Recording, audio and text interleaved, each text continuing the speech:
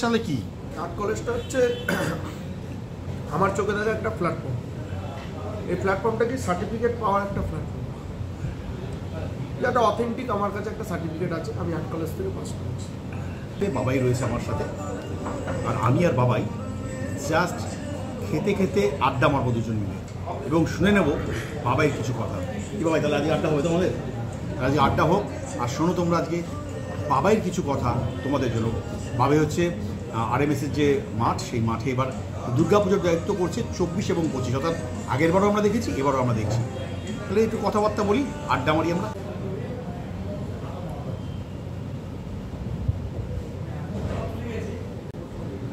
প্রচণ্ড গরম, আর আমি চলে এসেছি এই মুহূর্তে শ্রীরামপুরে আড্ডা মারতে। অর্থাৎ শ্রীরামপুরে আমার যে শিল্পী বন্ধু বাবাই, সেই বাবাইয়ের জন্য চলে এসেছি। এবং RMS মাঠ শ্রীরামপুরের খুব জনপ্রিয় একটা মাঠ, এবং বিশেষ করে 2 বছর ধরে বাবাই কিন্তু মোটামুটি এখানে একটা আলোড়ন সৃষ্টি করে দিয়েছে RMS মাঠে। এবং এবছরও চলে এসেছি, তাই বাবাইয়ের সাথে আড্ডা মারতে হবে। শুধু আড্ডা না, বাবাই বলে কিন্তু আড্ডা মারবো না, আড্ডার সাথে খাওয়া দাওয়া চলছে আমাদের। আমরা চলে এসেছি এখন শ্রীরামপুরের একটা বড় রেস্তোরাঁতে, এবং সেখানে আমরা আড্ডা মারছি। বাবাই কেমন আছে আগে বলো? ভালো আছি। বলছি, তুমি এর আগের বারও তোমার কাজ দেখলাম RMS-এ, এবারও দেখছি। এবারে তুমি কি করতে চাইছো RMS-এর মাঠে? প্রথমে সবাইকে জানাই আমি শারদীয়ার আন্তরিক শুভেচ্ছা ও অভিনন্দন। তো এবছর 5 ও 6 পল্লী গোষ্ঠী দুর্গাপুজো ব্যবসায়ী সমিতি, এবছরের এখানের আমার যে মূল ভাবনা 112তম বর্ষে, সেই মূল ভাবনা হচ্ছে কোণারকের সূর্য মন্দির, যেটা নাকি খুব একটা ঐতিহাসিক একটা মন্দির। জাস্ট এই কথা বলতে বলতে আবার খাবারও চলে এসছে। তো যাই হোক, সময় বেশি নষ্ট করব না। হ্যাঁ, তুমি কি করতে চাইছো? মানে কোণারকের মন্দির, কোণারকের সূর্য মন্দির, যেটা নাকি বহু বছরের পুরনো একটা মন্দির, ঐতিহ্যবাহী মন্দির। এর মধ্যে অনেক একটা ইতিহাস আছে, যে ইতিহাসটা পুরোপুরি হয়তো আমিও জানি না, এবং আমার যিনি পিতা আছে, যিনি মা আছেন, তিনিও হয়তো পুরোপুরি জানেন না। একদম বহু বছরের পুরনো এই মন্দিরটি আমি এখানে উপস্থাপনা করতে চলেছি এবছর। তো তাই আজকে সেই বিশদে কিছু আলোচনা করব। এবং আগের বছরও আপনারা এই শ্রীরামপুর RMS মাঠ গান্ধী ময়দানে দেখেছেন লন্ডনের স্বামীনারায়ণ মন্দির, এবং সেটা পুরো জনসমুদ্রে একদম ভরে গেছিল। এবছরও ঠিক আশা রাখবো সেরকমভাবেই হয়তো আমি আপনাদের সামনে উপস্থাপনা করব, যেই উপস্থাপনাটা আপনাদের দেখে খুব ভালো লাগবে এবং মন জুড়িয়ে যাবে। মোটামুটি তোমার টোটাল কতজন লেবার কাজ করছে এখন? এখনো পর্যন্ত 50 জন। 50 জন কাজ করছে কন্টিনিউয়াসলি, প্রায় 2.5 মাস ধরে। 2.5 মাস ধরে কাজ করছে, প্রায় 50 জন। তো কী কী ভাবনা ভেবে রেখেছো এখনো পর্যন্ত এটাকে নিয়ে? আমি এটাকে নিয়ে ভাবনা ভেবে রেখেছি যে কোণারকের সূর্য মন্দির, আমারও মনে হয় না যে এখনো পর্যন্ত আমি দুর্গাপুজোর প্যান্ডেল হিসেবে কোথাও দেখেছি এটা। এবং আমি, তুমিও জানো এটা ভালো মতন, যে আমি বহু জায়গায় থিম করেছি, অনেক জায়গায় তুমি আমার গিয়ে মানে কাজ তুলে ধরেছো সবার সামনে। আমি একটা সময় প্রেম মন্দিরও করেছি 2022 সালে। তোমার সাথে সম্পর্ক আমার সেখান থেকে আরম্ভ হয়েছিল প্রায়। এবার এছাড়াও আমি আরও অন্যান্য জায়গায় পুরীর মন্দির, কেদারনাথ করেছিলাম। তো যাই হোক, সেগুলোকে একটা জায়গায় রেখে আমি এবছর শ্রীরামপুর RMS মাঠে কোণারকের সূর্য মন্দির যেইভাবে উপস্থাপনা করতে চলেছি, সকলের আশা করি মন আমি জিতে নিতে পারবো, শুধু সময়ের অপেক্ষা।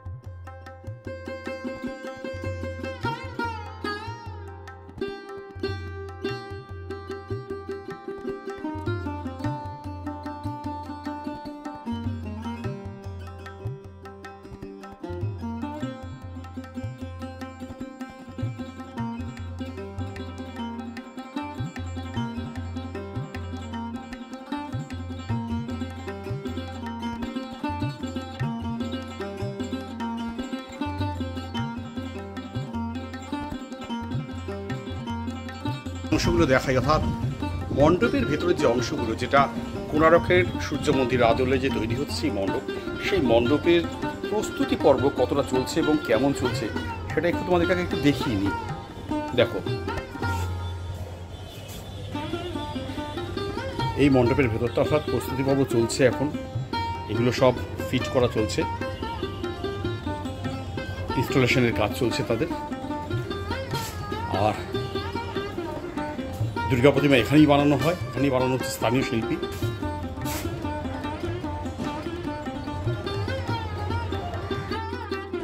দীঘায় জগন্নাথ মন্দিরের পর শ্রীরামপুরে তৈরি হচ্ছে কোণারকের সূর্য মন্দির। হ্যাঁ তাই, শিল্পী বাবাই বসাক তৈরি করছে এখানে কোণারকের সূর্য মন্দির, এবং তারই বিভিন্ন ঝলকগুলো আমরা দেখতে পাচ্ছি এই মুহূর্তে। অর্থাৎ আরএমএসের এই মাঠ প্রত্যেক বছরই একটা আলাদা দৃষ্টান্ত স্থাপন করে। বিশেষ করে 2 বছর তো বেশ অনেকটাই দর্শককে টেনেছে। এবং দেখতে পাচ্ছি 2025-এ সেই একই শিল্পী, অর্থাৎ 2024-এ যিনি ছিলেন তিনি এবারও বাবাই বসাক। এবারে বাবাইয়ের উপস্থাপনা শ্রীরামপুর আরএমএসের মাঠে কোণারকের সূর্য মন্দির। তাই অনায়াসে বলতেই পারি আবার যে দীঘায় যেমন জগন্নাথ দেবের মন্দির তৈরি হয়েছে, ঠিক তেমনি শ্রীরামপুরের আরএমএসের মাঠে তৈরি হচ্ছে কোণারকের সূর্য মন্দির।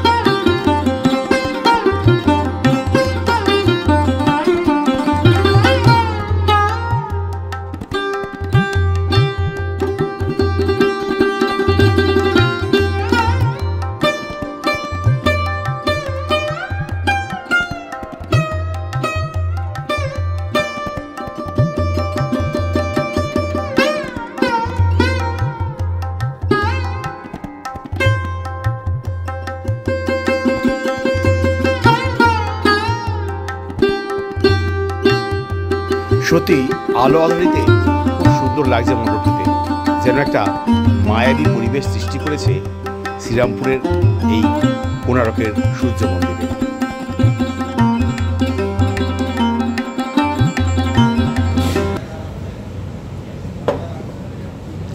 তাহলে বাবাই তুমি কি মনে করো যে আর্ট কলেজটা তাহলে কি, মানে এই আর্ট কলেজে এতগুলো ছেলে মেয়ে যাচ্ছে, এটা তাহলে মানে আর্ট কলেজটা তাহলে কি? আর্ট কলেজটা হচ্ছে আমার চোখে দেখা একটা প্ল্যাটফর্ম। এই প্ল্যাটফর্মটা কি সার্টিফিকেট পাওয়ার একটা প্ল্যাটফর্ম, যেটা অথেন্টিক। আমার কাছে একটা সার্টিফিকেট আছে, আমি আর্ট কলেজ থেকে পাস করেছি। অ্যাকচুয়ালি আমার জবে থেকে জ্ঞান হয়েছে এবং দুর্গা প্রতিমাকে আমি জবে থেকে চিনতে শিখেছি এবং দুর্গা পুজোকে নিয়ে জবে থেকে আমি ভেবেছি। আর্ট কলেজে আগেও আমরা দেখেছি কাঁথি থেকে, সব থেকে পুরনো আমি দেখেছি কাঁথি, কৃষ্ণনগর, করিমপুর, কণ্ঠাই, এ সমস্ত জায়গার প্যান্ডেলের লোকেরা প্যান্ডেল করতে আসতো, ডেকোরেটার্সের লোকেরা। তো সেখানে হতো ঝিনুকের প্যান্ডেল, শামুকের প্যান্ডেল, তারপর হচ্ছে মুসুরি ডালের প্যান্ডেল, এগুলো ছোটোবেলায় আমরা দেখেছি। তো তারা তো আর্ট কলেজ থেকে পাস করে আসেনি, তারাও তো আমাদের সামনে অনেক বড় বড় উপহার তুলে দিয়ে গেছে। তো সেই জায়গায় দাঁড়িয়ে থেকে আমি মনে করি আর্ট কলেজটা, আমার ব্যক্তিগত মন থেকে আর্ট কলেজটা বিশেষ একটা ফ্যাক্টর করে না যে আমি আর্ট কলেজ অবধি পৌঁছেছি কিনা। আমার ভেতরে কী আছে সেটাই বিশাল বড় একটা ফ্যাক্টর আছে। কারণ আমি দেখেছি যে আর্ট কলেজ থেকে সার্টিফিকেট নেওয়ার পরও অনেক শিল্পী আছে, এবং যারা আজকে নতুন প্রজন্মে যারা আজকে শিল্পী হয়েছে, তারাও একটা সময় আছে যে প্যান্ডেল মানে কনসেপ্ট দিয়ে দিল, কিন্তু কনসেপ্টটাকে ফুলফিল করে মানুষকে বোঝাতে পারে না, জনগণকে বোঝাতে পারে না, দর্শনার্থীদের বোঝাতে পারে না যে কী করছে। এরকম অনেকেই আছে। আর এরকমও আছে যে তারা একটা সময় গিয়ে আর পেরে ওঠে না, তখন তারা কাজের স্পট ছেড়ে চলে যেতে বাধ্য হয়। ভালো করে নাও। যারা আর্ট কলেজের ছাত্রছাত্রী আছে, কিংবা আমি আর্ট কলেজের বাইরে, আমরা কিন্তু অ্যাজ এ শিল্পী হলো কিংবা আর্ট কলেজ থেকে আসি কিংবা না আসি, কিন্তু আমরা কিন্তু তাদেরকেই কনসেপ্টটা বোঝাই, এবং তারাই কিন্তু আজকের সময়ে দাঁড়িয়ে থেকে তারাই কিন্তু পুরোপুরিভাবে কাজটাকে কমপ্লিট করে এবং পুরোপুরিভাবে সম্পূর্ণ করে। তো আমার চোখে দেখা তারাই আমার কাছে বড় শিল্পী। বাহ, খুব সুন্দর লাগলো বাবাই তোমার এই কথাটা। কারণ তোমার বক্তব্য এটাই যে যারা আর্ট কলেজ থেকে আসুক বা না আসুক, আসল কাজটা করছে কিন্তু সেই মেদিনীপুর, বাঁকুড়া, বীরভূম এখান থেকে যে শিল্পীগুলো আসছে তারাই করছে। কারণ যাদেরকে বুঝিয়ে দিচ্ছ তারা কিন্তু আসলে কাজটা তুলে দিচ্ছে, তাই তো? নিজে হাতে পরিশ্রম করে দিন রাত এক করে তারা কাজটা করছে, কিন্তু তারাই হচ্ছে শিল্পী। আমার চোখে দেখা তারাই শিল্পী। বাহ, খুব ভালো লাগলো বাবা। সত্যি আমি চাই যে আগামী দিন যেন মানে আমরা অ্যাজ এ শিল্পী হিসেবে কিংবা অনার হিসেবে কিংবা মালিক হিসেবে আমাদের নাম যেন ব্যানারে থাকে। আমি চাইবো পুজো কমিটির কাছে এবং পুজো উদ্যোক্তাদের কাছে আগামী দিন যেন তাদের মধ্যে তো যে আমরা যাদেরকে দিয়ে কাজ করি তাদের মধ্যে তো সবাই হেড থাকে না, একজন থাকে, তাদের নামও যেন ব্যানারে আগামী দিনে পৌঁছায়, যেন তারাও যেন আগামী দিন এবং আগামী সময় তারাও যেন খুব মানে প্রাউড ফিল করে যে আমার নামটাও ব্যানারে এসছে। শিল্পী বাবাই বসাক, ওর সাথে আমার পরিচয় কিন্তু বহুদিনের, এবং এখন কিন্তু কোথাও শিল্পীর তকমা থেকে কিন্তু ও একটা আমার বন্ধু হয়ে উঠেছে। এবং আমার না এটা খুব ভালো জানো তো বাবাই, মানে আমার নাম জানি না কেন, এটা আমার সৌভাগ্য কিনা বলবো, বেশিরভাগ শিল্পীর সাথে আমার খুব ভালো বন্ধু হয়ে গেছে। কেন বলো তো? এটার মানে হচ্ছে যে মানে এক একজন এক একটা প্রফেশনকে বেছে নিয়েছে, তো তুমি সেই জায়গাটায় আজকে এই ইউটিউবার হিসেবে কিংবা মানে ইউটিউবারের এই প্ল্যাটফর্মটাকে তুমি সেইভাবে বাঁচনি। কারণ এই যে দুর্গা পুজো বলো, কালী পুজো বলো, জগদ্ধাত্রী পুজো বলো এবং অন্যান্য যত ইভেন্টস আছে, সেটাকে তুমি মানে অবশ্যই পেশা হতে পারে, কিন্তু তোমার তার থেকে বড় একটা নেশা। একদমই তাই, নেশা তো অবশ্যই। তো এর জন্যই মানে তুমি বন্ধুত্বটা সকলের সাথে বজায় রাখতে পেরেছো এবং সকলে তোমাকে ভালো নজরে দেখে।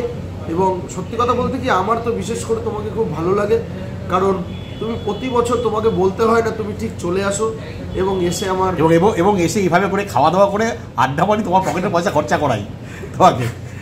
তোমার জন্য কিছুই করতে পারি না, তুমি অনেক কিছু করো আমার জন্য। তো সেটা অনেকেই জানে কি জানে না জানি না, কিন্তু মানে আমার পাশে থাকার জন্য এইভাবে অনেক অনেক তোমাকে ধন্যবাদ। এবং আরেকটা কথা বলতে চাই যে আজকের সময়ে মানে এটা আমার খুব খারাপ লাগে। ধরো দুদিন আগে, আমি শিল্পীর নাম নিয়েই বলছি, এই যে আমাদের তুমি করেছিলে কভারটা, সনাতন দিনদাদা বলছিল এই যে কপির ব্যাপারটা, এটা আমিও কোনো একটা দিকে মানে দাঁড়িয়ে থেকে এটাও আমি বলতে চাই যে যারা আর্ট কলেজ থেকে এসছো কিংবা আর্ট কলেজ থেকে আসোনি কিংবা আর্ট কলেজে যেতে চলেছো, তারা প্লিজ কিছু বুদ্ধি অ্যাপ্লাই করো কিংবা কিছু মানে কনসেপ্ট অ্যাপ্লাই করো, যেটাতে নাকি কাউকে কপি করতে হবে না। মানে এই কপি পেস্ট করে চলাটা এটা খুব বিরক্তকর একটা ব্যাপার। কারণ একটা জিনিস ভেবে, কনসেপ্টটাকে ভেবে সামনে আনাটা না বিশাল বড় একটা কঠিন মানে রাস্তা যাকে বলে। তো সেই জায়গায় দাঁড়িয়ে থেকে আমি মনে করি কাউকে কপি না করাটাই ভালো। তো সবাই আরও বড় হোক এবং আমিও যেন আরও বড় হতে পারি সকলের আশীর্বাদ নিয়ে। আর আমার কোনো ইউটিউব চ্যানেল নেই, আমার কোনো পার্সোনাল কোনো ইনস্টাগ্রাম নেই। আমি আগে থেকেই একই রকম 2009-2008 থেকে আমি কন্টিনিউয়াসলি কাজ করে চলেছি।